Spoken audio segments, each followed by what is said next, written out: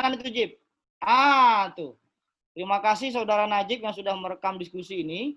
Ini pentingnya pemilu atau pemilihan dalam demokrasi diantaranya satu memberi kesempatan kepada setiap warga negara untuk menggunakan hak politik, terjaminnya pergantian kepemimpinan secara reguler dan damai, kemudian meningkatkan kesejahteraan dan kualitas hidup, mempertahankan kedaulatan rakyat dan tetap tegaknya negara. Lanjut, Jip. Ini review singkat aja. Kita mau banyak dengar senior aja nanti. Mengapa serentak? Ada dua yang sering dikemukakan oleh para pakar. Pertama adalah efisiensi pembiayaan dan kedua efisiensi tata kelola penyelenggaraan pilkada. Jadi tidak setiap tahun kita pilkada, karena kemudian kalau tiap tahun pilkada, Kemendagrinya repot, KPU-nya repot, Bawaslu-nya juga repot, dan seterusnya, maka ada wacana kemudian diterapkan sejak 2015 keserentakan. Kemudian dari situ ada penataan siklus penyelenggaraan pemilu atau pilkada secara nasional. Lanjut, Jip. Kemudian desain pilkada serentak sesuai dengan Undang-Undang 10 2016, pertama 2015, kedua 2017, ketiga 2018, yang keempat pilkada 2020, yang kemarin sempat tertunda. Nah, kemudian akhir masa jabatan pilkada 2020 ini adalah 2024, maka dalam 2024 nanti kita akan menyelenggarakan pilkada serentak nasional. Meskipun RUU Pemilu sedang digodok, sedang dibahas, tapi karena itu belum menjadi produk undang-undang, maka ini masih kita jadikan sebagai patokan. Lanjut, Jip. Oke, ada dua hal yang terkait dengan skema tahapan. Nah, sudah terbit PKPU 5 2020 tentang pemilihan 2020, yaitu PKPU 5 ya. Nah, dalam tahapan itu ada dua hal yang dijelaskan, satu persiapan, kedua penyelenggaraan. Nah, kalau persiapan ada perencanaan program, penyusunan peraturan, perencanaan penyelenggaraan, pembentukan panitia ad hoc. Nah, saat ini kita sedang, KPU itu sedang membentuk badan ad hoc berupa PPDP. PPDP sedang dibentuk yang tugasnya nanti untuk melakukan pencocokan dan penelitian data pemilih yang sudah diberikan pemerintah kepada KPU. Jika saya tidak keliru, tanggal 2 Juni lalu sudah diserahkan daftar potensi pemilihan oleh pemerintah Kemendagri kepada KPU RI. Nah, itu nanti PPDP yang akan melakukan coklit. PPDP adalah petugas pemutakhiran data pemilih. Sampai dari tanggal 24 Juni sampai tanggal 14 Juli mereka dibentuk, nanti kemudian tanggal 15 Juli mereka bekerja. Kemudian ada pemantau pemilu, pendaftaran, penyerahan daftar penduduk potensi pemilih, ini sudah dilakukan kemarin. Pemutakhiran dan penyusunan daftar pemilih akan dimulai nanti pada tanggal 15 Juli. Nah, pada aspek penyelenggaraan, nanti ada pengumuman dan pendaftaran paslon, penelitian dan penetapan paslon, pelaksanaan kampanye, pemungutan dan penghitungan suara, penetapan calon terpilih, penyelesaian sengketa hasil, dan pengusulan, pengesahan, dan pengangkatan calon terpilih. Lanjut, Jip. Nah, kita sekarang ada 270 daerah yang melaksanakan pilkada. Kalau yang di level provinsi ada Sumbar, Jambi, Bengkulu, Kepri, Kalimantan Tengah, Kalsel, Kalimantan Utara, Sulawesi Utara, dan Sulawesi Tengah. Kalau kabupaten kita ada 224, kota ada 37, dan di Riau ada 8 kabupaten dan 1 kota, yaitu Kota Dumai. Lanjut, Jip. Nah, ini yang saya sebut tadi Perpu 2/2020 pada pasal 201 itu disebutkan bahwa pemungutan suara serentak gubernur, wakil gubernur, bupati dan wakil bupati serta wali kota dan wakil wali kota dilaksanakan pada bulan September tahun 2020 itu diganti menjadi bulan Desember 2020. Itu nanti di bawah sudah dijelaskan dari 23 September 2020 menjadi 9 Desember 2020. Nah, menjadi 9 Desember 2020 atas kesepakatan bersama antara pemerintah, DPR RI, penyelenggara pemilu 27 Mei 2020. Lanjut, Jip.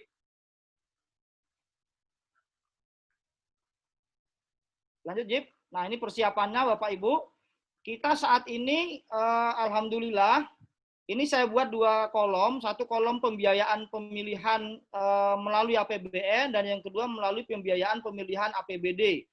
Yang di kolom kiri itu masih baru banget, baru sekitar 2-3 hari ini pemerintah pusat mencairkan biaya dari APBN untuk pemenuhan APD, alat pelindung diri para penyelenggara pemilu.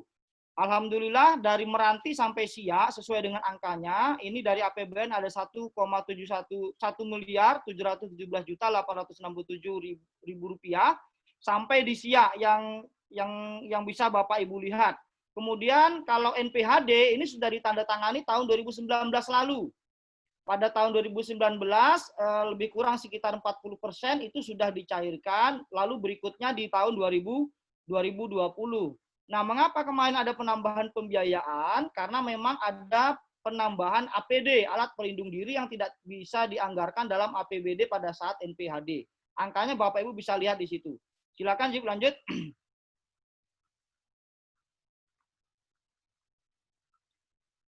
Ini adalah soal data pemilih ya. Nah, data pemilih kita Bapak Ibu, kalau belajar dari pengalaman ya, tahun 2018 pada saat kita pilkada gubernur, itu ada sekitar 2,268 juta pemilih. Ya, 2,268977. Kemudian kalau di pemilu 2019 ini konsentrasinya di 9 daerah ya. Di 9 daerah saja. Pada pemilu 2019 itu ada 2.417 pemilih. Kemudian untuk konteks pemilihan 2020 itu ada nanti 2,661599 jiwa. Dan pada tanggal 2 Juni 2020 yang lalu, awal Juni ini diberikanlah DP4. Nah, dari DP4 itu ada pemilih pemula. Paling pojok kanan kolom akhir, pemilih pemula itu ada 14.980 orang. Nah, pemilih pemula itu ada orang yang 17 tahun, ada orang yang baru menikah meskipun belum 17, misalnya 16 tahun tapi dia sudah menikah, atau yang baru saja pensiun dari TNI Polri. Mereka juga sudah bisa memilih, ya disebut juga dengan pemilih pemula. Lanjut, Jip. Nah, ini yang saya sebut sebagai tadi pemilih pemula ya. Ada 14.845, laki-laki 7.636, perempuan 7.209. Lanjut, Jip. Nah, ini penyelenggara pemilih. Penyelenggara pemilihan serentak di Provinsi Riau itu totalnya ada 71.213 orang. Kakanda dan Yunda. Terdiri dari KPU Kabupaten Kota dari 9 kali 5 ada 45 orang. Ditambah KPU Provinsi 5 orang 50. PPK jumlahnya 580 orang, PPS 3.870, PPDP itu 8.339, KPPS 58.373 orang. Jadi totalnya adalah 71.213 orang. Nah, ini mohon maaf ada iklan karena anak kami pun ikut nimbrung. Lanjut, Jip. Nah, ini yang menjadi pertanyaan dan sekaligus tantangan kami. Makanya saya kasih tanda tanya tentang partisipasi pemilih, Bapak, Ibu, dan Kakak dan Adinda. Kalau kita baca, Pilgub 2013, itu pemilih yang hadir di TPS sebanyak 54%, Pak. Bang Haidir. Jadi hanya 54% yang datang ke TPS pada saat Pilgub 2013. Kemudian Pilkada 2015 naik 64%. Pilkada 2017 itu naik 59%. Pilgub 2018 58,02%. Jadi Pilgub 2018 yang terakhir tidak sampai 60% yang datang ke TPS. Dibagi lagi nanti dari 58% itu perolehan suara per pasangan calon. Jadi masing-masing yang menang itu ya berapa persen ya, sekitar 30 mungkin ya. Nggak sampai 50% dari seluruh pemilih yang ada di Provinsi Riau. Pilpres alhamdulillah naik itu 84,68%, DPR RI 84,40%, DPD 84,38%, DPRD Provinsi 84,36%, namun DPRD Kabupaten Kota justru menurun 79,99%. Jadi animo Pilpres DPR dan DPD itu lebih unggul daripada di tingkat kabupaten kota, DPRD kabupaten kota.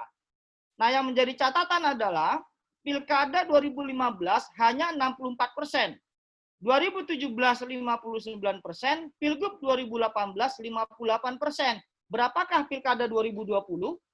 Nah, ini yang masih menjadi pertanyaan kami di tengah situasi pandemi. Nah, kami mohon tunjuk ajar, lanjut Jip, bagaimana meningkatkan partisipasi masyarakat. Nah, ini protokol kesehatan yang saat ini menjadi yang protokol Jip, Ini 2 slide terakhir Bapak Ibu. Protokol. Yang protokol Jip. Bisa nggak? Sebelumnya. Nah, ini protokol kesehatan kita, Bapak Ibu, kelewatan. Pertama, sekarang ada kewajiban penyelenggara pemilu itu harus melakukan rapid test ya. Setelah rapid test dilakukan, baru bisa melaksanakan tahapan. Termasuk nanti verifikasi faktual perseorangan di Indragiri Hulu. Di sana ada 2 bakal pasangan calon yang hendak diverifikasi sebanyak sekitar lebih kurang 70.000 pemilih yang mau didatangi di rumah masing-masing secara sensus. Lalu membawa alat tulis, membawa hand sanitizer, masker, cuci tangan, tidak boleh salaman, jaga jarak, cek suhu tubuh, sarung tangan, semprot disinfektan, membuang sarung tangan pada tempatnya, dan seterusnya. Jadi pilkada kita ini agak sedikit rumit karena memang harus ada pemenuhan protokol kesehatan untuk melawan COVID 2019. Lanjut, Jip. Ini sesi terakhir, kayaknya slide terakhir. Lanjut, Jip. Najib, ya. Nah, ini potensi pelanggaran. Nanti dikupas oleh saudara kami, Bang Rusidi. Kami masih mengkhawatirkan misalnya ada kampanye hitam, hate speech, ujaran kebencian, politik uang, intimidasi, kemudian politisasi SARA, ini mulai muncul barangkali pendatang, bukan pendatang, suku ini atau apa, kemudian agama ini dan seterusnya.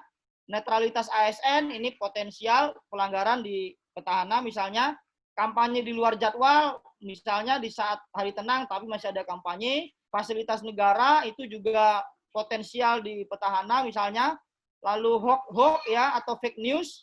Ini saya kira soal hoax atau fake news ini Bang Kanda Beli bisa berbicara banyak karena beliau pakar komunikasi politik. Nah, yang tengah itu protokol kesehatan. Kami pun masih agak sanksi, mudah-mudahan tidak terjadilah kawan-kawan penyelenggara pemilu mudah-mudahan juga bisa disiplin. Tapi agak risau-risau juga apakah kawan-kawan disiplin nanti pakai masker, bawa cuci tangan, bawa hand sanitizer dan seterusnya. Lanjut, Jip. Nah, apa yang bisa kita lakukan? Ini tawaran saja. Kalau IKPMARI itu kan di pertama bisa menjadi pemantau pemilihan.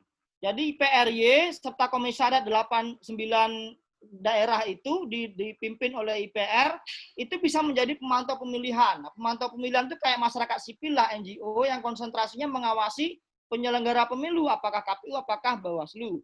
Nanti daftarnya di KPU. Nah, ini kan yang bisa dilakukan oleh Najib dan kawan-kawan. Ini bagian dari bagaimana masyarakat sipil hendak berkontribusi. Kemudian bisa juga jadi peserta pemilihan. Misalnya, yang nggak tahu salah satu kader terbaik alumni Jogja bisa menjadi calon, nah itu tentu bisa menjadi peserta. Kemudian penyelenggara pemilihan, saya kira sudah banyak kader-kader alumni Jogja yang menjadi penyelenggara pemilihan. Kemudian civil society, KPMARI yang saat ini ada di Provinsi Riau itu bisa menjadi pemantau pemilihan, apalagi sudah punya pengurus di hampir semua kabupaten kota. Nah, kawan-kawan yang di kabupaten kota ini bisa menjadi pengawas swasta dalam tanda petik begitu untuk membackup kawan-kawan di Bawaslu. Kemudian pendidikan politik yang kedua. Nah, kawan-kawan IPRY ini kan memberikan contoh bagaimana melakukan pendidikan politik. Saya kira ini teladan yang baik. Kemudian terakhir ya jangan lupa 9 Desember 2020. Saya kira itu Najib yang bisa kami sampaikan. Ini kayaknya sudah di sesi terakhir nih kan, Jip? Ya. Ya, mohon maaf apabila ada kekurangan dan mohon banyak unjuk ajarnya kepada para senior sehingga pemilihan serentak lanjutan di Provinsi Riau ini dapat berjalan dengan lancar. Saya kembalikan kepada moderator. Wassalamualaikum warahmatullahi wabarakatuh. Waalaikumsalam warahmatullahi wabarakatuh. Itu tadi pemaparan materi dari Komisioner KPU Provinsi Riau, Abang Nugroho Gatot Susanto.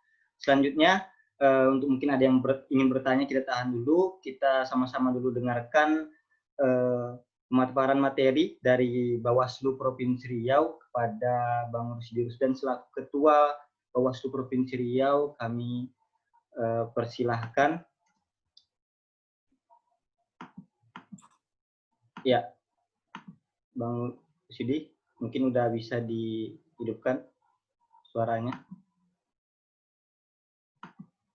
Baik, Assalamualaikum warahmatullahi wabarakatuh. Waalaikumsalam. Bisa, Najib udah bisa dengar suara saya ya? Sudah.